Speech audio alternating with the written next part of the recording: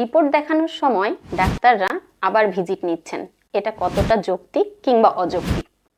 আমরা অনেকেই জানি না যে কিছু কিছু পরীক্ষার রিপোর্ট 2 দিন বা 3 দিন পরে আসে, যেমন থাইরয়েড ফাংশন টেস্ট।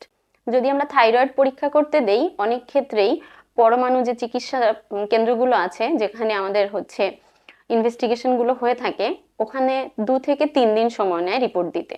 আবার অনেক সময়ই লাগে যে ইউরিন ইনফেকশনের রোগী, তার কালচার অ্যান্ড সেন্সিটিভিটি টেস্ট দিতে হয়, যেটা রিপোর্ট আসে 3 দিন পরে। এরকম কিছু কিছু পরীক্ষা নিরীক্ষা আছে, যেমন সিটি স্ক্যান, এমআরআই, তারপর আরও কিছু এরকম পরীক্ষা আছে যেগুলো অনেক সেন্টারেই 1 দিন বা 2 দিন পরে রিপোর্ট দেন।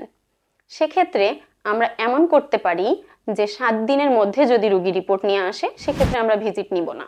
কিন্তু 7 দিন পরে যখন একটা রুগী আবার আসছে, সেটা যদি পরবর্তীতে দেরি হয়ে যাওয়ার কারণে ডাক্তারকে দেখা যাচ্ছে আবার পুনরায় সবকিছু শুনতে হচ্ছে, কারণ একজন ডাক্তার প্রতিদিন অনেক রুগী দেখছে, অনেক ইনভেস্টিগেশন রিপোর্ট দেখছে, তার মনে নাই থাকতে পারে।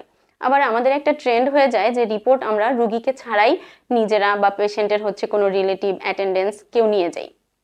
সেক্ষেত্রে পেশেন্ট অ্যাটেন্ডেন্স সবকিছু সুন্দরভাবে বলতে পারে না, হয়তোবা রুগীর সাথে গিয়েছিল ছেলে, রিপোর্ট নিয়ে গেল মেয়ে, সে হয়তোবা পুরোটা জানে না যে কি কি সমস্যা বলেছিল তার মা বা বাবা।